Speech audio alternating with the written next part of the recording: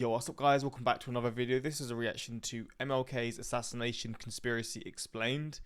Now this event in history has to have some of the most conspiracies out of other events. It's got to be up there of 9/11 and other events in history that have all these conspiracy theories, because it was happening at a time obviously where the world, or especially the US, was changing, and he was one of the figureheads for that. And I guess the conspiracies around that for reasons, many different reasons, about why they would want to stop it. And yeah, we're gonna go into this. This is quite a long video, to be fair, so I guess we're gonna get into the all kinds of conspiracies and seeing which one makes the most sense. But yeah, let's check this out. Hopefully you find this interesting. Links also in the description to my Patreon, where you can see reactions that I can't post to YouTube, movie reactions, TV series, all that good stuff that I can't post here on YouTube. Links are there for those who want to see that. And let's check this out and see this video. If you aren't out within 10 days, you and your family will be killed. Now, in Montgomery, our home was bombed twice. Today, we still confront threats through telephone calls and through the mail. It's 1964, and a package has just been sent to Martin Luther King Jr.'s house in Atlanta, Georgia. The package contains reels of tape, and on that tape, there's blackmail, as well as this one-page letter. The letter is written in the voice of one of King's supporters. It's riddled with typos and corrections. And the letter tells King that he should, quote, look into his heart, because he is, quote, a complete fraud, a great liability to black people.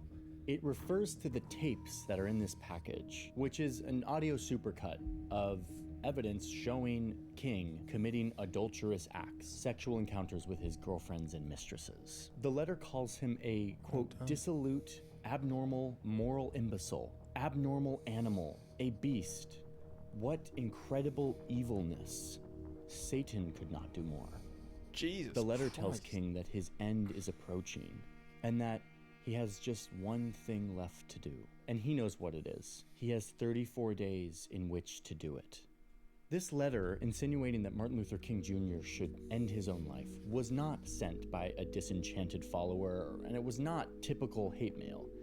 This letter was sent by some of the most powerful men in the United States, the top leaders of the FBI. Oh my goodness. And of course, I received numerous threatening letters. You and your family will be killed. Dr. Martin Luther King Jr. was shot and killed tonight in Memphis, Tennessee.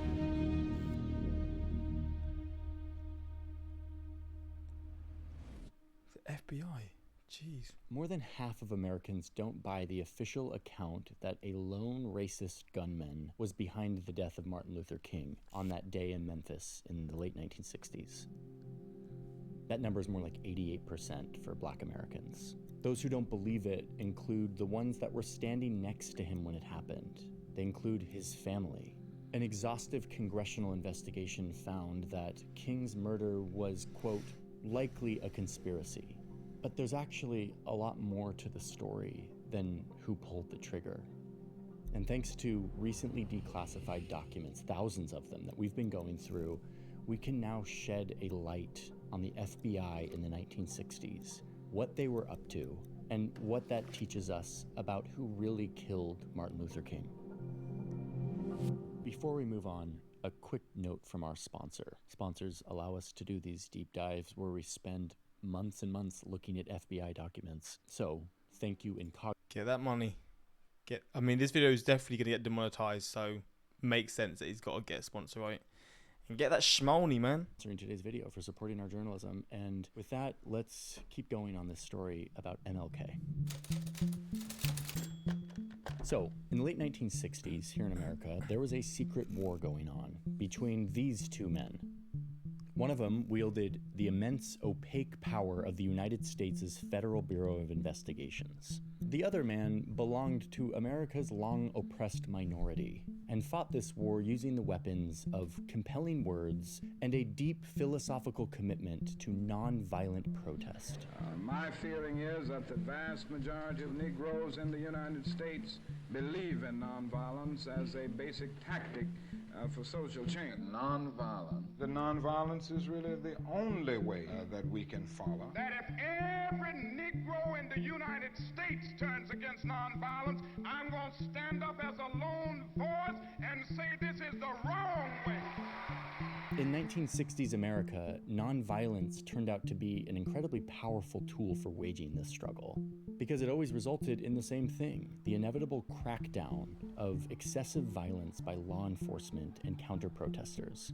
And when that was then covered and shown to the general population, it was so starkly clear who was right and who was wrong in the situation. King felt from a strategy in terms of changing the hearts and minds of America, watching young boys and girls and teenagers and adults be beaten, posed, shot, murdered, maimed for simply wanting to exercise their rights as citizens. These images were very powerful. You've got to keep the white and the black separate. A visual spectacle that represented what Black Americans knew all too well was how they were treated by the American system. But now it was just public. King led 40,000 to protest segregated buses for over a year, resulting in the desegregation of public buses in Montgomery, Alabama. He went to the most segregated city in America to lead sit-ins in segregated restaurants and lunch counters. Protesters would peacefully kneel in churches and libraries. They marched on City Hall. And King would always get up with his powerful, stirring words to remind these protesters about the importance of their core philosophy. We go back to the buses, let us be loving enough to turn an enemy into a friend. Nonviolent protest against injustices and indignities experienced. The idea that you were going to bludgeon your enemies or destroy your enemies into some form of solidarity where it wouldn't just be permanently armed camps, he thought was an illusion. Persistent illusion that we constantly make. That's one of the objections about militarism, that it's based on a fantasy. King and many of these protesters were arrested. From jail, King wrote a letter about why he was leading these demonstrations in Birmingham. August 1963, letter from Birmingham jail. We know through painful experience that freedom is never voluntarily given by the oppressor. It must be demanded by the oppressed. And that now was their time, for they had, quote, waited for more than 340 years for their God-given constitutional rights. This is the only way to change what was the status quo in America, where vicious mobs lynch your mothers and fathers, hate-filled policemen curse, kick, and brutalize, and even kill your Black brothers and sisters. And after trying many different ways of addressing this, nonviolent direct action would build creative tension in the society. It would dramatize these issues so that they could no longer be ignored. This was his strategy for change and equality for his people, and it was working. Lunch counters, restrooms, and drinking fountains were desegregated across Birmingham. And as King predicted, the spectacle of peaceful protesters being violently cracked down on spread across the country, elevating the movement to an unambiguous moral high ground that couldn't be put down by force and arrests and violence by law enforcement. Now and will continue to carry on our mass protest. But Martin Luther King was challenging an old, entrenched system. And when you disrupt a system like that, you create enemies.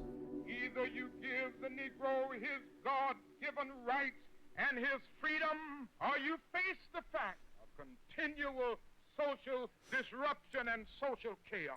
His enemies included those that you would imagine, like the Ku Klux Klan, whose leaders allied with local police in the South, and who stated that They allied with local police?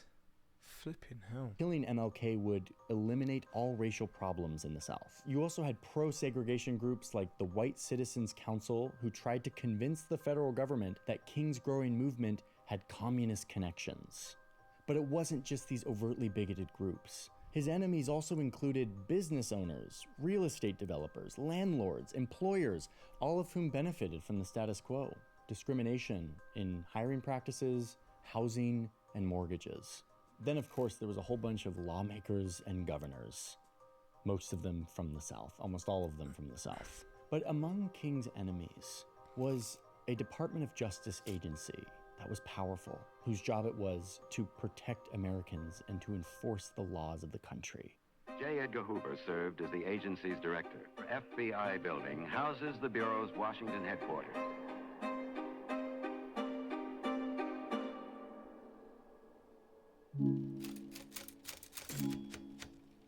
So remember, it's the 1960s, it's the Cold War. There's an obsession with finding communist sympathizers, anyone who is sympathetic to our big enemy, the Soviet Union.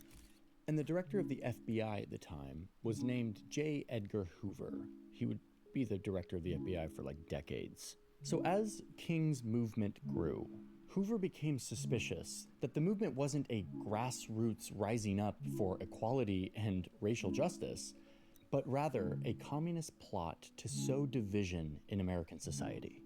So it's 1963, Martin Luther King and his followers are planning this massive march in Washington, D.C., and Hoover tasks his head of domestic intelligence, William Sullivan, to go out and investigate how much influence the Communist Party has over this movement. And 5 days before the March on Washington, Sullivan delivers this report.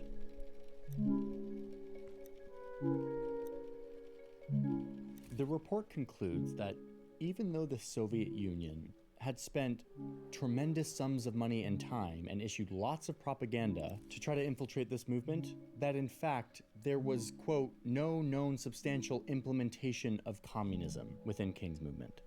The movement was about racial inequality in America, a real pressing issue.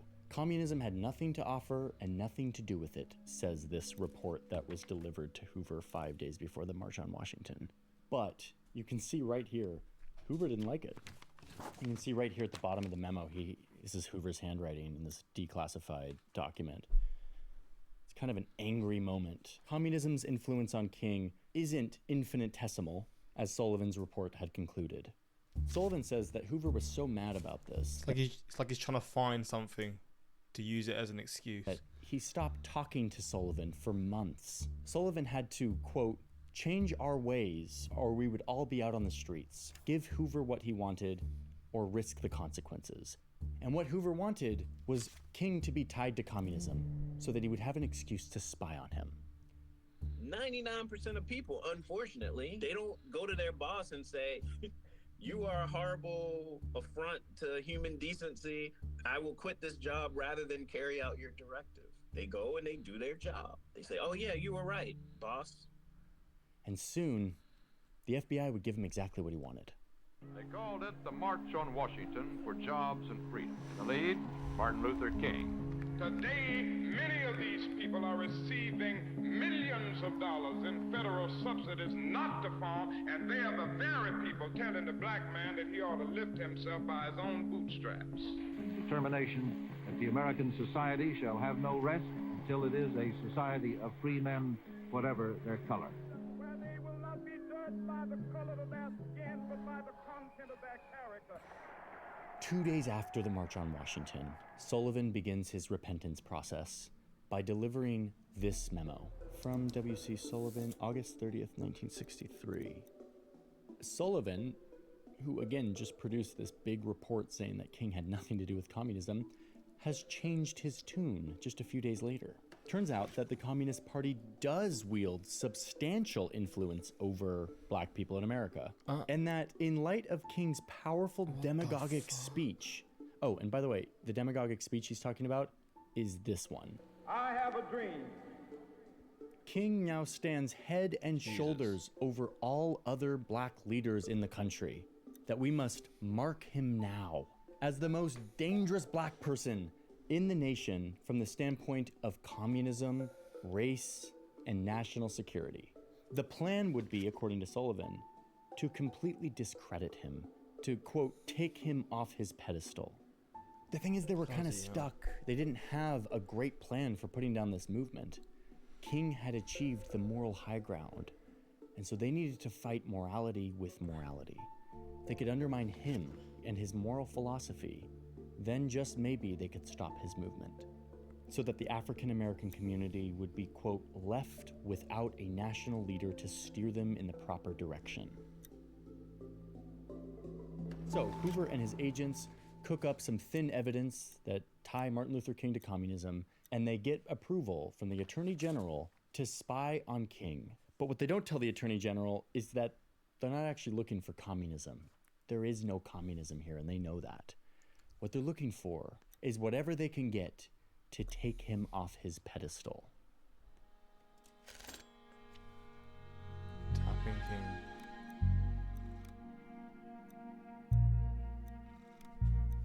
Okay, what we are looking at here is a list of every wiretap and bug that was put on Martin Luther King. Side note, whenever I see these big blocks of redacted text, I just have to know, like, what could have been so juicy that they had to black it out? Like, we're already looking at, like, the sins of the FBI, and there was something even more secret that we just will never see. Jesus. Too bad.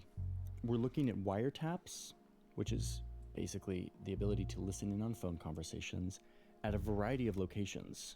There's his home in Georgia, and then there's a couple hotels in California. There's a home in New York City, and then there's a bunch of microphones.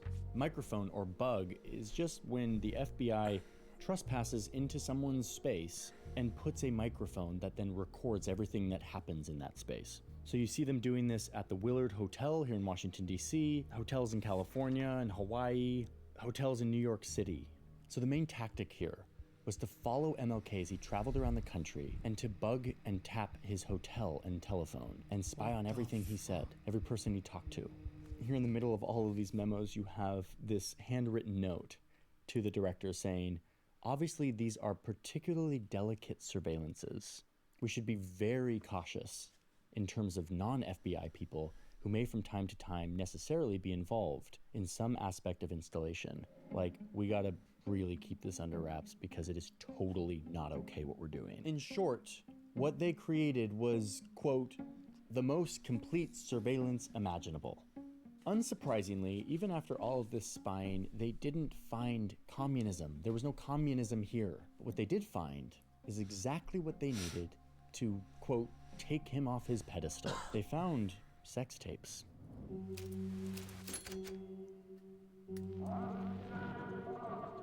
These FBI documents that were declassified a few years ago contain the summaries of what the FBI agents say that they heard on these tapes. We don't have the actual tapes yet. And they paint a picture of Dr. King as a womanizer with girlfriends and prostitutes in Las Vegas, New York, Washington, D.C. These memos say that King would get excessively drunk and sleep with women while using, quote, the vilest language imaginable, excessive consumption of alcohol, which served only as a backdrop to the acts of degeneracy and depravity, many of which committed in a communal atmosphere. I mean, it's a lot of graphic descriptions, some of which don't shine a good light on Dr. King. Running naked, drunk, white prostitutes up and down the halls of a hotel in Las Vegas. They saw his alleged infidelity as exactly the kind of deviance that would allow them to stigmatize the broader Black community, to undermine King's leadership, put his life in turmoil, make him unable to do this job, and to diminish his standing among the broader public. This surveillance, which again was supposed to be about communism connections, was used to gather a whole swath of ammunition for this war, where Hoover and Sullivan were trying to knock King off of his moral pedestal, to undermine the morality that made King's movement so powerful and unstoppable. But wait, really quick, we can't really move on before we talk about how to think about this evidence, and we struggle with this a lot. We talk to a lot of different people with different views on how they interpret this. And here's my take. Okay, these documents in most stories that I do would be rock solid. This is FBI intelligence, declassified, and usually these analysts are reporting dispassionate, objective evidence that we can use. The problem here is that I know too much about the context surrounding how this intelligence was gathered and the motive for doing so. Future investigations would clearly state that the FBI was riddled with racism and that it was a bunch of white agents all jockeying for the approval of their leader, J. Edgar Hoover, a man who we know now, in black and white we have seen, was willing to ignore analysis and intelligence that contradicted his own personal views. And he was willing to drag the entire Bureau along with his theories. Disagreeing with him meant being out on the streets. The agency would produce what he wanted to hear, or there would be consequences. So it was just like a secret police. I mean, I've heard this term used for was it FBI before, or was it for the CIA? Both, probably. Just a rogue group of people doing what they want to do, not following the rules, not caring to actually look after the people, just doing what's in their own interest, which is just horrible to think about. So when I read these reports from agents who go out with the mandate to collect evidence that will knock Martin Luther King off of his pedestal, I have kind of a hard time trusting how they interpret it, especially when I'm not looking at the primary source. I'm looking at agents' interpretation of audio recordings. These aren't transcripts. These are summaries. They're not visual. They're audio. And to me, they're tainted with deep racist bias. As someone who seeks truth and looks for evidence, that's a problem.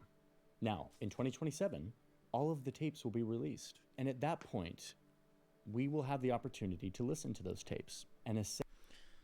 Jesus Christ, it's crazy how long you have to wait to hear these things, isn't it? 2027. That's what? That's more than 60 years. It's going to be like approaching 60 years. God damn. Oh no, sorry, 50. Yeah, 60 years. Around that sort of time, just under. Man, you have to wait a long time to hear this stuff. Assess whether or not they change in any way our legacy and our view of Martin Luther King as an individual. But for now, this is not conclusive evidence for me of anything other than the abuse of power at the FBI.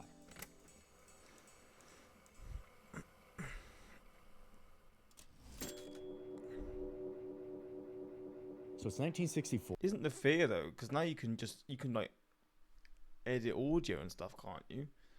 So realistically, they could release audio. I mean, I don't know how obvious it would be, but they could sort of, because you can have audio, you can like have use someone's voice and have any audio.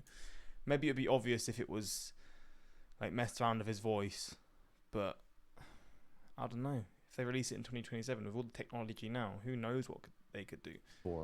The FBI has been spying on King's every move. They have all these reports of his adulterous behavior, and this is when Hoover's nightmare comes true. Martin Luther King Jr. is selected to receive the Nobel Peace Prize, the ultimate moral high ground. Hoover writes a letter to Sullivan saying now is the time to act, to expose him.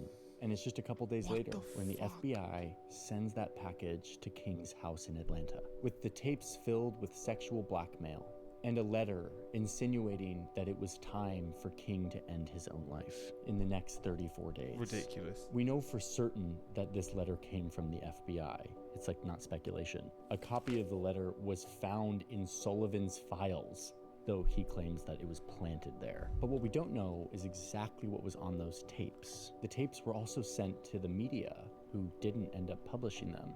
But they also didn't expose the fact that the FBI was spying on Martin Luther King.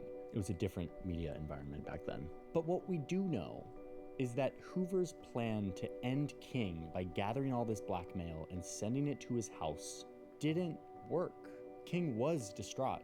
It was his wife who opened the package, heard the tapes. But King didn't stop. He was not knocked off his pedestal. Damn. King continues to Oslo, he receives his prize. Suddenly, he's Person of the Year on the front of magazines, and he continues to lead a variety of social justice causes. His list of enemies continues to grow, especially as he joins the chorus of anti-Vietnam War protesters. And we have been wrong from the beginning of our adventure in Vietnam. We have been detrimental to the life of the Vietnamese people. There is something about a war like this that makes people insensitive. It dulls the conscience. It strengthens the forces of reaction, and it brings into being bitterness and hatred and violence. His movement expands into representing poor and underserved people of all races. He plans to lead another march on Washington, this one bigger than the last.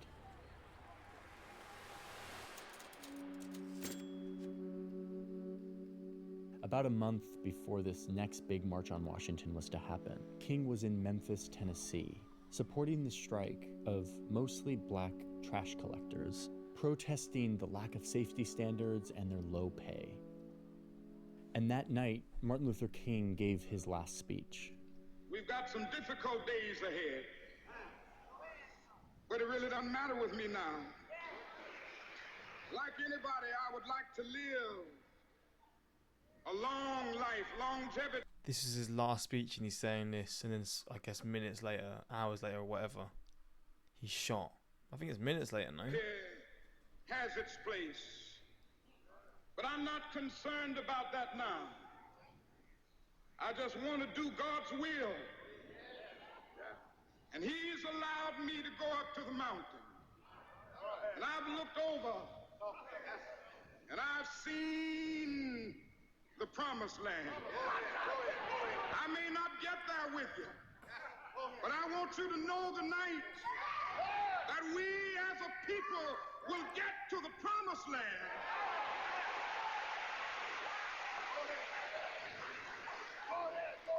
So I'm happy tonight. I'm not worried about anything. I'm not fearing any man. Mine eyes have seen the glory of the coming of the Lord. That night he returned to his hotel, staying in a room that he stayed in so often that it was actually named after him. And at 6:01 p.m. on April 4th, 1968, while he was standing out here on this balcony, a single shot rang out, hitting King in the jaw. He was rushed to the hospital and pronounced dead an hour later. The Reverend Dr. Martin Luther King, 39 years old and a Nobel Peace Prize winner, and the leader of the nonviolent civil rights movement in the United States, was assassinated in... It's crazy how young he was, how much he had done at such a young age. Flipping hell. Memphis tonight. A sniper's bullet cut down Dr. King as he stood on a hotel balcony in Memphis. Within an hour, Dr. King was dead. That happened at 7 p.m. Eastern Time. The nation was shocked.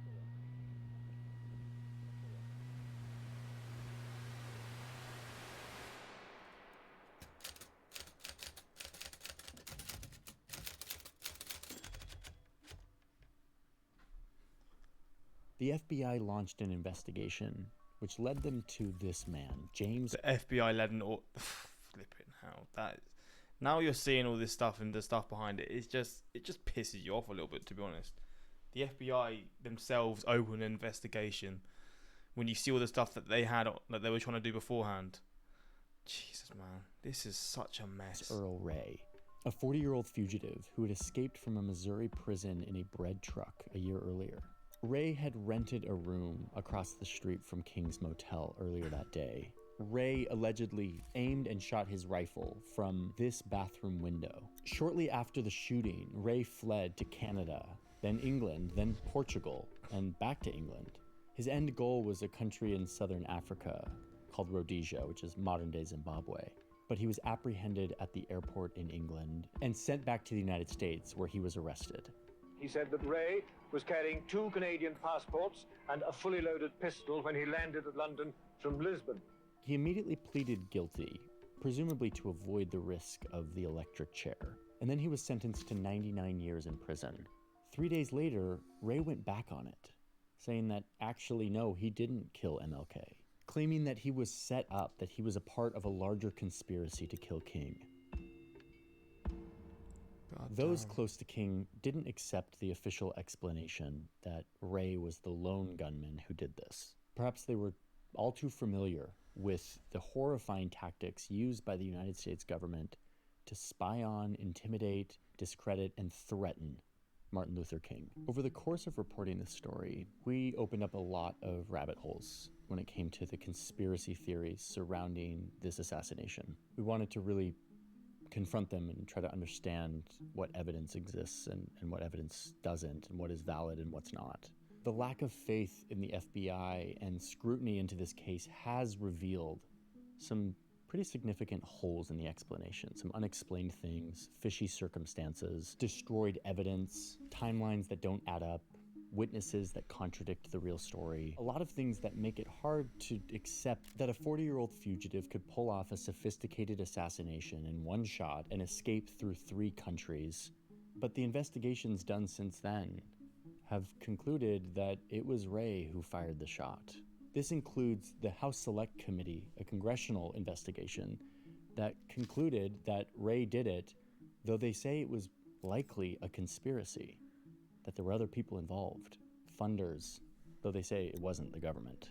The King family continued to sue and search for answers. Then in the 90s, this man comes forward and says that he was a part of it, that he was given money to hire someone to kill King.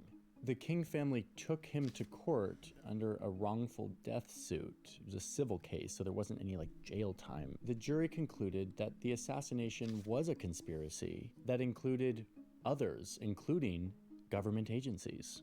But to be clear, this lawsuit from the 90s with this guy named Jowers was not a legitimate piece of proof for this. It didn't include a real defense, and it didn't include any consequences. There was a symbolic $100 payment to the King family. But what it did is shine a light again on the fact that a lot of people aren't satisfied with the official story of who killed Martin Luther King. The fact is that even after all of these lawsuits and investigations and a mock trial that was live on TV, there is no conclusive evidence that ties the FBI or any other government agency to the assassination of Martin Luther King. And I'm saying that as somebody who feels like it wouldn't actually be outlandish that the FBI did this. After all, the next year they showed that they were willing to assassinate black men who were subversive in their eyes.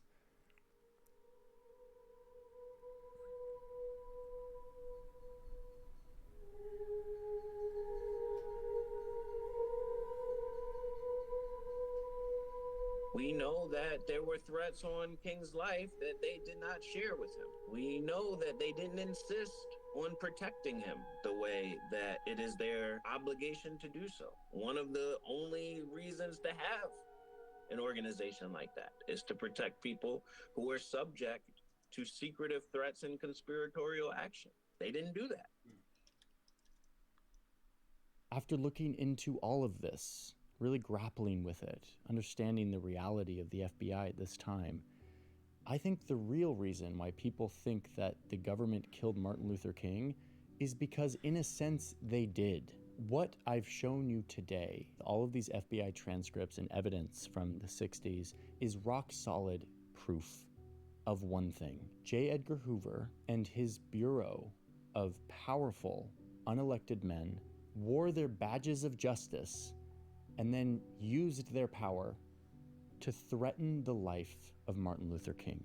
They did so the moment they saw a black man getting too powerful and threatening the power that they relied on to keep themselves on top, and they couldn't stand it. Hoover and his FBI used the sacred levers of justice given to him by the American people to carry out a personal racist vendetta against King and his movement. A movement that used morality and words and ideas and nonviolence to try to level the playing field for the oppressed class in this country.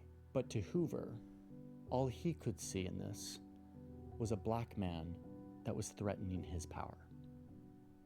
I would say that the FBI certainly did, help to set the atmosphere around King, that he was someone who was dangerous and who was trying to destroy the country, to help solidify the way public opinion began to turn against him. Not only did that congressional report find that racism was rife at the FBI, but they also note that the FBI's campaign against Martin Luther King didn't end after he died. When Congress was discussing whether or not to make MLK's birthday a national holiday, the FBI sent people over to lobby the Congress to vote against it. And luckily, they really, really hated him. Jesus Christ, man. When you see this, it just angers you, man. I mean, I knew the FBI, CIA, they've got dark histories. They've got stuff that they've done, right? They're definitely not the cleanest of organizations.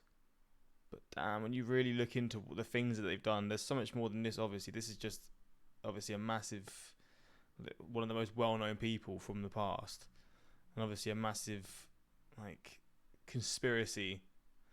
But when you see all this stuff, and obviously their like actual reasoning for doing stuff, it's just a group of people who just sort of follow their own interests.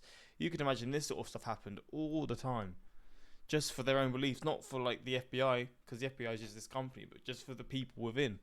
They're going to do whatever they want to do. They're not actually going to do what they say they're going to do, which is protect the people and all this stuff. Don't get me wrong, there's probably situations where they did protect people, but these sorts of stories make you realise like the history of these organisations is so dark. They failed. And Today, messed up. Here in our nation's capital, between Thomas Jefferson, Theodore Roosevelt, and Abraham Lincoln, King has been resurrected in granite, 30 feet tall, a stone of hope that is breaking through a mountain of despair.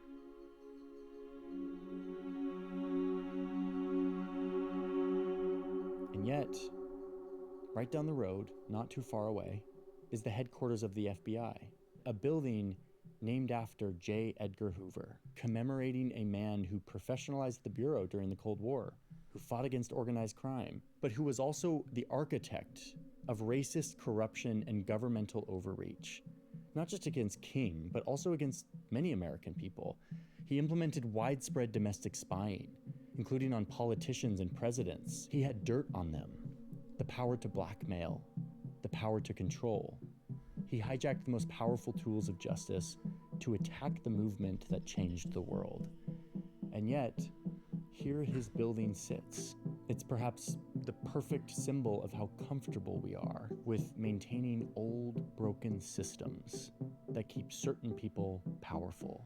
How we let those structures remain in our capital, in our streets, in our politics, in our memories, and in our minds. I say tonight to white America, there will be no rest. There will be no tranquility in this nation. Even the FBI thinks they did it. It's really scary.